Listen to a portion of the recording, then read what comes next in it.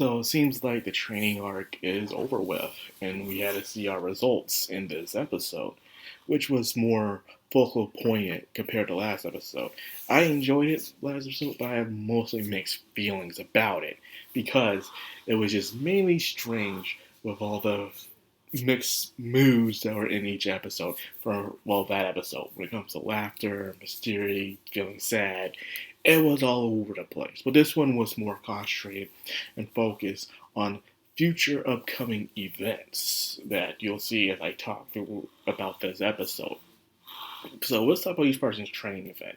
Jenkins was to show what he could do with his spiritual power and truly awaken it, especially with his fairy eyes, where apparently he could never really defeat the girl, but instead he had to find a way to convince her. Anyways, seeing the aura of people, understanding that Katawara and humans aren't so different after all.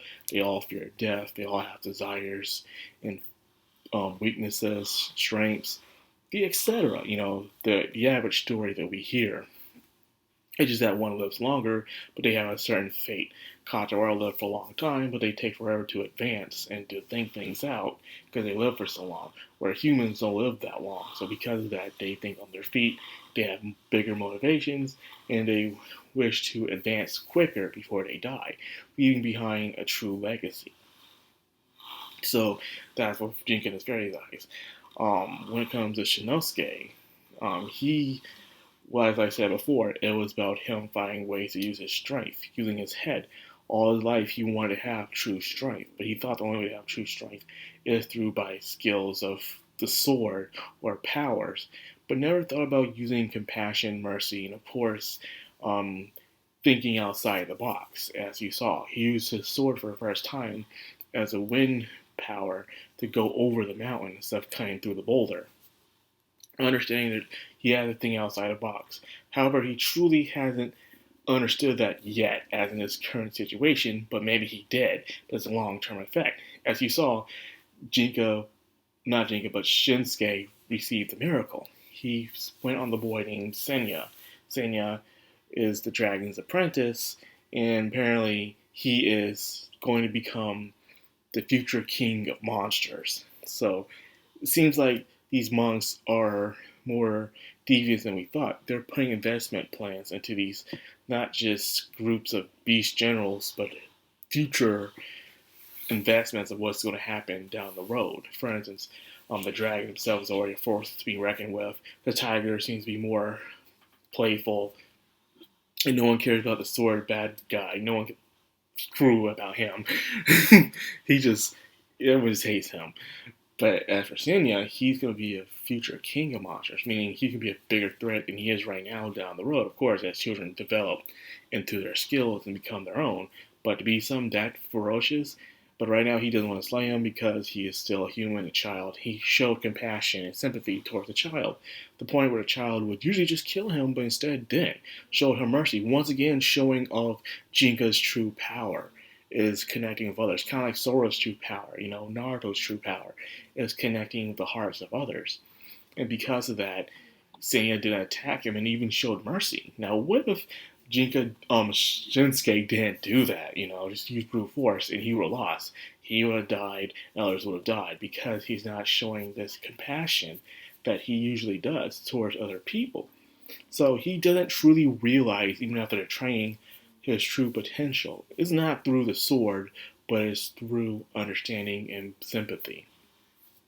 Now, Tama's, like I said, she's a Katawara, so hers is long term.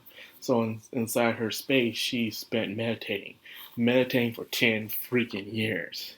And that's all she could really do. Morally become a power supply for Jinka to handle. As you saw in this episode, when Jinka sucked her blood, she became extremely powerful and more tactful as well, become the brains of the operation. Her plan was to start the dragon out. Originally, the Mountain Goddess wanted for them to go, just run away, and fight off the main monk temple. This is the perfect opportunity.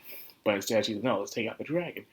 But the true plan was to bring the Mountain God into it to stop the dragon itself by manipulating the entire situation, which pretty much happened.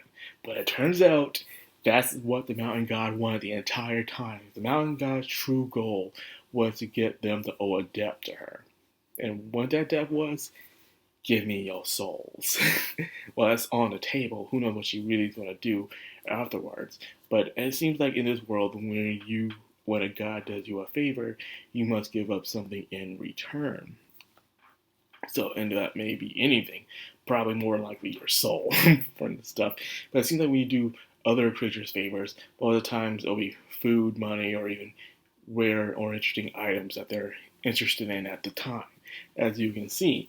So you'd rather make deals with the monsters, the Katawaras, than you would do the gods. Get the gods like, give me that soul. And there'll be no afterlife for you. I'm going to devour that thing. There'll be nothing. Complete and total oblivion.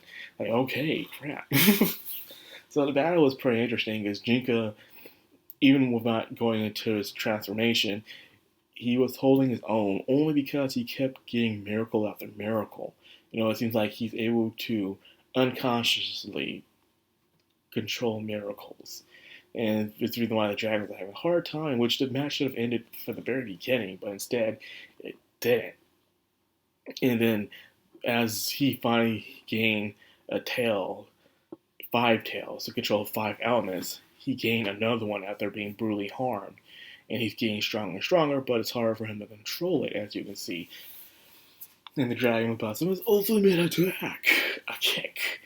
But the Mountain God shows up out of nowhere. Well, she was there, but she intervened just as Tama wanted it, and just stopped the fight just like that. She sealed them both up. Turns out the dragon and Senya are both father and son, and he dragged them into it, sealed them off for now. It showed how powerful this Mountain God was. And everything went according to Tama's plan, as I said before. But as I also said before, this was the Mountain God's plan. The Mountain God's plan was for them to owe her a favor. And that's what it was. Like, oh, you thought you outsmarted me. Oh, you cute little creature, baby. No. I outsmarted you. I knew what I was doing. you just fell for it. And I was like, well, damn. You are smart. Of course she is. She knew what she was doing the entire time. So anyways, it seems like they had to go off into their journey now. They became stronger, but Shinsuke still feels useless in that situation. Not realize he made a bigger impact than he thought he did. Like I said, the situation with Senya was his part in this. It wasn't the battle. For some reason, he thinks like he wants to be part of the battle, but not realizing that's not what he should be doing right now. What he should be doing is learning to be sympathetic towards these other creatures so he can end conflicts instead of starting them. As all he wants to do is to start or end conflicts through brute force. But I'm saying, I'm investing that his power is within ending conflicts and creating peace. That's all I'm saying. Because right now he still has some flurry over his mind right now, making his spirit looking pretty disgusting according to the Mountain God. But I'm sure he's going to clean it up pretty time soon. So yeah, episode 10. That was crazy, but yet satisfying at the same time, man. I enjoyed that and stuff. The journey once again begins again after their little expedition in the mountains. They're probably going to regret owing that god a favor, though. That's all I'm saying. But either way, what happens now? They got a new member, but they don't seem to care about this new member. I guess the new member was forced upon them, while the others were like, they had their reasons. One felt lost and stuff. They were just a group of lost people who came together. While this new girl, she's just there because she was told to go with them and stuff. So they're not so excited. Like, lost boys only, okay? You have somewhere to be. They don't. So that's why they're like, I guess you can join us. You are powerful. You are useful. But you just don't fit in, The other girl, Shakugan, fit in because she was powerful too, but she was lost. You don't feel what we feel. It's pretty much what the rest of them are saying, but not saying. You understand what I'm saying? But yeah, it was funny to me. It sucks because she really wants to be with them, but it's just not working out. But anyways, yeah, that's like for the video. I hope you guys enjoyed it. If you did, like, comment, subscribe, and of course, hit that bell icon. This has been Madcrownxox on Anime. Signing out.